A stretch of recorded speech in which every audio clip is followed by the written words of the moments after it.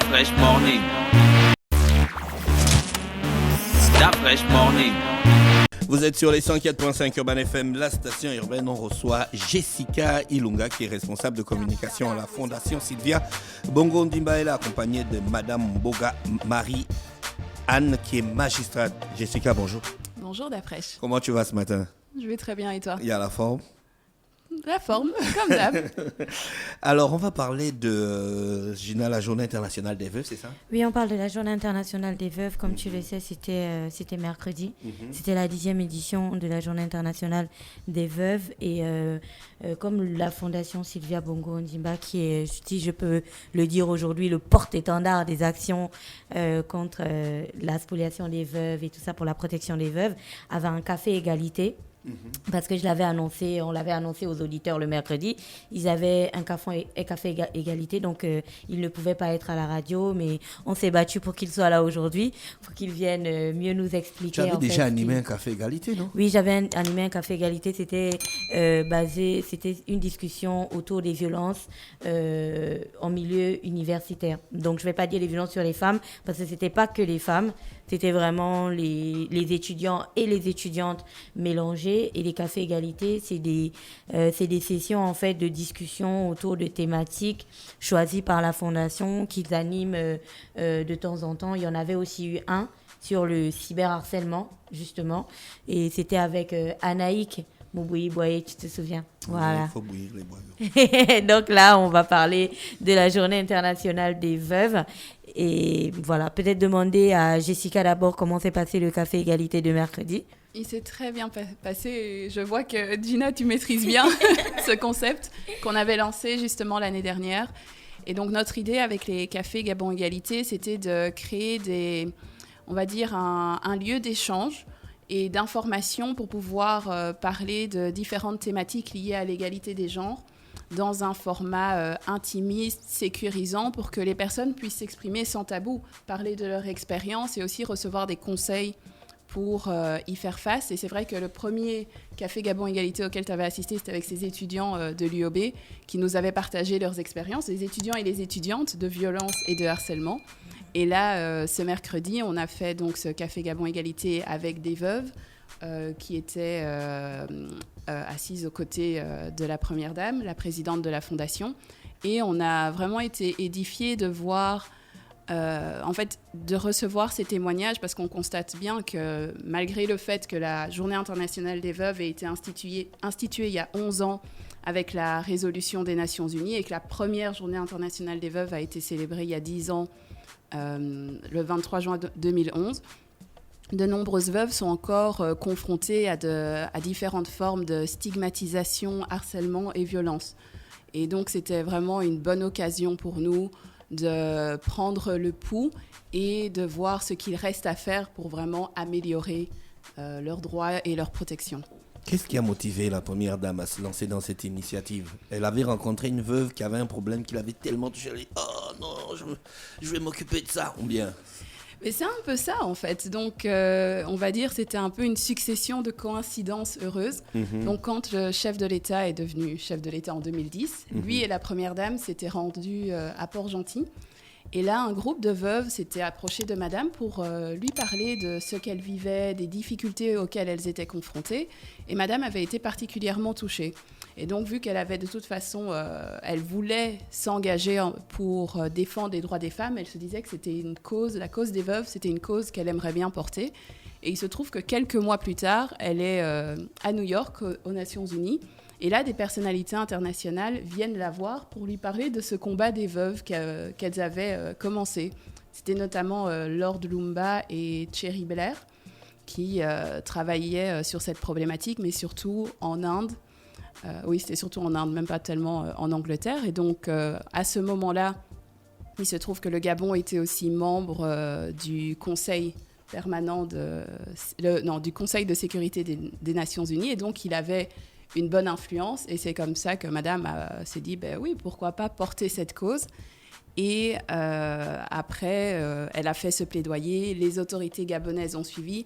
Elles ont rédigé cette proposition de résolution qui a alors été adoptée. Et depuis lors, on continue ce combat aux côtés de nos partenaires internationaux, dont la Fondation Lumba. Est-ce qu'elle-même, en tant qu'initiatrice, essaye d'avoir un regard sur tout ce qui se fait dans le monde en ce qui concerne la protection des veuves? Bien sûr, et donc c'était même son objectif quand elle a accepté de reprendre ce combat quand elle avait été approchée. L'idée, c'était vraiment de donner une portée internationale à cette lutte et de ne pas se limiter juste au Gabon, à l'Inde. C'était de se dire qu'il y a des millions de veuves à travers le monde et toutes devraient bénéficier des mêmes droits. C'est vrai qu'au Gabon, vu qu'il y avait eu cet engagement, même au niveau des autorités politiques, la Journée internationale des veuves s'est concrétisée par des avancées, des réformes législatives en profondeur. Mais c'est vrai que ce n'est pas le cas dans tous les pays. Donc ça, on peut dire que c'est quand même une belle réussite parce que Madame Marianne Boga pourra en parler. Toutes ces réformes législatives qu'il y a eu depuis 2012 qui ont considérablement amélioré la protection des droits des veuves et des orphelins. Madame Boga, bonjour. Bonjour. Merci d'avoir accepté notre invitation. Vous, en tant que magistrat, vous avez un regard sur la situation des veuves au Gabon? Ah oui, parfaitement. Avant 2011, tout en dénonçant les tests qui traitaient de la question des successions, les magistrats et les autres praticiens du droit, je veux dire les avocats, je veux dire les notaires, disaient qu'il existe des tests avec plus ou moins de limites, mais c'est l'application qui posait problème, l'appropriation par les uns et les autres qui posait problème. À partir de 2011, avant même d'amorcer la réforme législative, grâce à la Fondation, on a fait une étude de terrain dans tout le Gabon, qu'on avait intitulée l'étude sociologique de la situation du veuvage au Gabon. Cette étude a été faite par un groupe pluridisciplinaire, donc enseignants de fac, anthropologues, juristes, sociologues, psychologues, pour étudier la question. Le but, c'était les instructions qu'on avait reçues, c'était d'adapter une législation à la réalité sociale, à savoir ne pas prendre quelque chose qui est déjà fait ailleurs et planter dans le décor en matière de tests. Et nous nous sommes rendus compte que la situation de veuvage était vécue parfois très douloureusement et que tout n'était pas que tradition, que dans la tradition, il y avait beaucoup de travers. Et c'est comme ça que, en dehors des prises en charge psychologiques, sociologiques et autres, nous avons proposé la modification des tests. Donc, notamment la deuxième partie du Code civil. Parce que vous avez dû entendre parler de ce fameux conseil de famille, oui, où j'aime à dire qu'à l'époque, la veuve était jugée, condamnée, exécutée, sans prendre part à un procès. Pourquoi? Parce que la composition des membres de ce conseil de famille était faite sans elle. Elle, tout au plus, avait-elle un représentant, quelqu'un qu'elle ne connaît pas qui parlait en son nom. Donc le premier outil, la première structure à revoir, c'était déjà ça. Ouais, le conseil de famille. Le conseil de famille. Qui est devenu le conseil successoral. Qui est devenu le conseil successoral, qui est différemment composé. Le conjoint survivant, il y a sa place où se fait représenter les orphelins.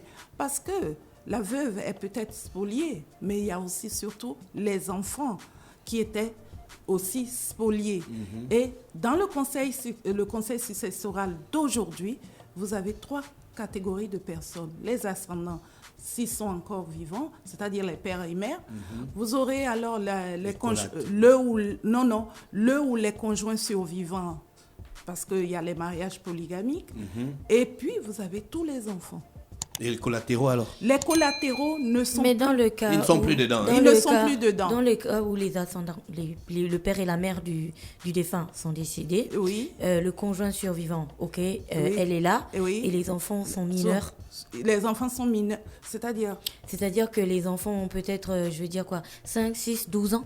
Oui, si les ascendants, entendons-nous Je veux bien, dire, ce sont les pères et mères de la personne Oui, décédée. père et mère de la personne décédée, eux aussi sont décédés. Donc, ils ne sont pas là. Ils ne sont pas là. Les Ils sont pères pas- et mères du décusus, c'est-à-dire la succession dont il s'agit, le père ou la mère de cette personne n'existe plus. Voilà. À ce moment-là, dans le conseil successoral, vous n'aurez que les enfants et les conjoints survivants.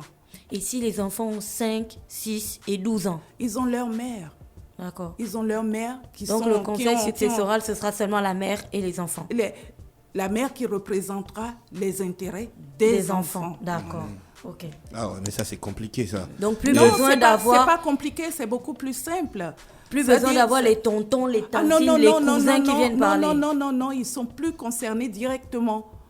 Ils sont plus concernés. Ils n'interviennent dans la succession qu'au moment où les héritiers légaux n'existent pas.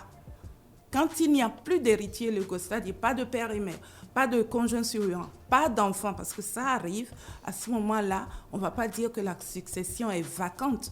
On dira qu'elle va échoir aux héritiers familiaux, que sont les frères et sœurs, les cousins et autres. Ça, c'est dans le cas où le décusus n'a pas laissé un testament. Ah oui, bien évidemment, entendons-nous bien. Ce qui est souvent le cas dans notre pays, c'est-à-dire que toutes les dispositions que nous prenons, c'est dans le cas où le décusus n'a laissé aucun document, on n'a rien laissé chez le notaire, on n'a rien retrouvé dans ses affaires à son décès. À ce moment-là, l'État a pris des dispositions pour que les répartitions se fassent de manière dans l'intérêt de tout le monde, en fait, c'est ça. D'accord. Et qu'est-ce qui a changé d'autre, excepté ce conseil successoral? Oh, beaucoup de choses ont changé, déjà cette composition. Mais pour aller très rapidement, je peux vous dire que dans les nouvelles dispositions, on a prévu des infractions. Ah bon? Ah oui, des infractions. C'est-à-dire que dans le cadre d'une succession, si dès l'annonce de la nouvelle, il y a des mauvais comportements, c'est-à-dire des attitudes de violence, on peut très rapidement saisir les autorités judiciaires. Ils ont été pénalisés, ces actes de violence à l'encontre des veuves et Oui, des orphelins. oui. Bah, la tradition et tout, Madame Boga. Mais la tradition, retenons-le bien, la tradition, ce sont les déviations de la tradition qui ont amené les comportements de violence. Nous prenons un exemple. Vous savez, dans le cadre de la stratégie Gabon Égalité, nous n'avons de cesse de rappeler qu'il n'est pas question de retourner les traditions gabonaises. Il est plutôt question de conforter les droits des uns et des autres pour aller vers plus d'égalité, d'où l'expression Gabon Égalité. Mais ce que l'on sait, ce que l'on a découvert après l'étude sociologique, on s'est rendu compte que l'occasion du veuvage était une occasion de règlement de compte, de déviation. Les veuves ne sont pas contre la tradition, ce sont les déviations. À l'époque, quand votre frère mourait, vous prenez à la fois ses biens et ses responsabilités, c'est-à-dire sa femme, ses enfants, dont vous devez vous occuper en bon père de famille. Mais qu'est-ce qu'on a compris aujourd'hui ? On fait sortir, dès l'annonce de la nouvelle, on fait sortir la veuve de la maison, on fait sortir les enfants de la maison. Et c'est cela que nous dénonçons. Et c'est pour cela que le législateur, depuis 2015, a pénalisé ce genre de comportement. L'expoliation, les violences à l'égard des veuves, le fait de perturber l'organisation des obsèques, de dissimuler des documents, de les falsifier. Tout cela constitue des infractions désormais qui peuvent être portées devant le procureur de la République. Madame Boga, est-ce que ces nouvelles batteries législatives ont un effet rétroactif? Rétroactive en matière pénale, il n'y a pas de rétroactivité, mais nous sommes quand même depuis, ça fait quoi? Ça fait 11 ans. Et les lois dont je parle existent depuis 2015. Donc ça fait 6 ans que dès que vous commettez l'infraction que l'on appelle usucapion, le fait de s'approprier une succession qui n'est pas la vôtre, qui est à laquelle vous n'êtes pas parti peut vous conduire devant les juridictions. Si vous commettez ces faits-là après 2015, oui, c'est poursuivable. Mais avant 2015, tout ce qui a été fait va rester comme ça. Oui, parce que la loi pénale n'est pas rétroactive. Voilà. Juste une dernière question. Est-ce que en ce moment au tribunal, il y a, je veux dire, une cellule ou des personnes dédiées à accompagner exclusivement les veuves? Parce que ça a l'air un peu simple tout ce qu'on explique là, mais pour une personne qui a perdu son mari, qui peut-être est, je mets ça en griffe, et illettrée, ou du moins ne comprend pas tout ce qui se passe autour d'elle, elle peut très facilement se faire avoir. Donc, est-ce qu'il y a une cellule pour accompagner les veuves au tribunal? Et deuxièmement, il y a un auditeur qui demande, dans le cas où il n'y a pas de testament chez le notaire, un document rédigé par le défunt trouvé à la maison, est-il aussi valable qu'un testament? Je pense que ça, c'est une question... on y a répondu tout à l'heure. Vous dites, concernant la cellule, une équipe de personnes vous savez, les modifications qui sont intervenues depuis 10 ans ont porté à la fois sur les tests, mais aussi sur les institutions. D'accord. Donc, il y a ce que l'on appelle, ce que nous appelons les couloirs judiciaires. Ce couloir judiciaire, c'est quoi? C'est une chambre qui est réservée, un service précis pour parler en termes d'organisation des services. Il y a un service dédié aux successions, une chambre des successions au tribunal avec des magistrats, un président de chambre à la tête de cette chambre avec des membres qui sont des magistrats. Vous avez du greffe civil qui ont en charge particulièrement les questions successorales. Mais permettez-moi de dire que c'est un service de l'État. Aujourd'hui, il y a des ONG qui accompagnent ces situations.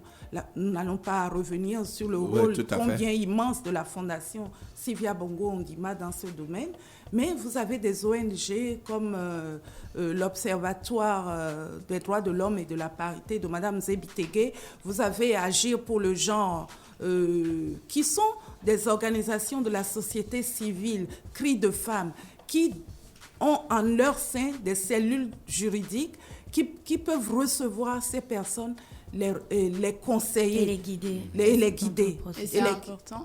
Excusez-moi. Oui, les guider. Et c'est très important parce qu'effectivement, les juridictions, c'est une machine. Ça peut faire peur, ça peut intimider. Mais c'est pour ça que, nous disons, pour celles qui n'ont pas le courage d'affronter la machine, qu'elles peuvent commencer par la société civile. Et elles seront bien orientées aussi. Parce que justement, depuis 2012, les ONG, les associations peuvent accompagner les veuves pour faire remplir ces procédures civiles, juridiques, administratives, pour justement les veuves qui n'ont pas les moyens de payer les honoraires d'un avocat. Une question très importante. Est-ce que l'État ou les juridictions peuvent s'auto-saisir d'une question de succession? La fois, je te souviens, on parlait de ce qu'on avait vu sur les réseaux sociaux. Est-ce que, même si la dame n'est pas partie au tribunal, mais qu'il y a des lives sur les réseaux sociaux, on voit comment on la sort de la maison, on jette ses affaires, son mari est décédé et tout, est-ce que l'État peut s'auto-saisir? C'est ce qu'on dit de cette situation. Parlé justement pendant le Café Gabon Égalité. Pendant le Café Égalité, on a beaucoup insisté sur le volet pénal. Sur le volet pénal et le rôle du procureur. Mais comme a dit Maître Koupri, justement à Café Égalité, encore faudrait-il, non, c'était le colonel Moussavou, qui disait, encore faudrait-il que les autorités soient informées. Sinon, il appartient effectivement au procureur de la République d'agir immédiatement parce qu'il s'agit d'un trouble à l'ordre public. Et le garant de la sécurité dans la cité, c'est le procureur de la République. Il peut effectivement s'auto-saisir, mais à condition qu'il en soit informé. Le combat est sûr là-bas de votre côté, à la Fondation? Il est sûr dans quel sens? Dans le sens que vous allez vous battre every day pour que cette situation s'arrange. Bien, c'est la même énergie que celle qu'on avait en 2010. Que la Fondation se bat. Et d'ailleurs, vous voyez, les veuves qu'on avait invitées au Café Gabon Égalité, c'était des veuves qui nous avaient contactées, justement parce qu'elles étaient confrontées à des problèmes, des conflits successoraux. Et soit on les accompagne directement nous, soit on peut les référer vers des associations spécifiques. Et comme on leur a dit, on restera à leur côté tant que la situation ne sera pas Est-ce qu'il y a un entièrement numéro réglée. d'appel Est-ce dans qu'il y a le où- cas pour que Maman Grand Nord aussi vienne poser son cas, le numéro d'appel? Bon, il y a le numéro de la cellule, on va dire, d'écoute, de la direction de la protection de la veuve et de l'orphelin, situé au ministère des Affaires sociales. Et donc, leur numéro, c'est le 02 13 02 22. Mais il y a aussi maintenant le nouveau numéro vert Gabon Égalité, Oui. 1404, Oui, 14 qui reçoit aussi ce genre d'appel, parce que ce sont des violences, après tout. D'accord. Jessica, merci. Madame Oga, merci d'avoir accepté notre invitation. Merci à vous. On vous souhaite de passer une bonne journée à l'écoute des programmes d'Urban FM. Merci. Merci. Bonne journée. Start Fresh Morning.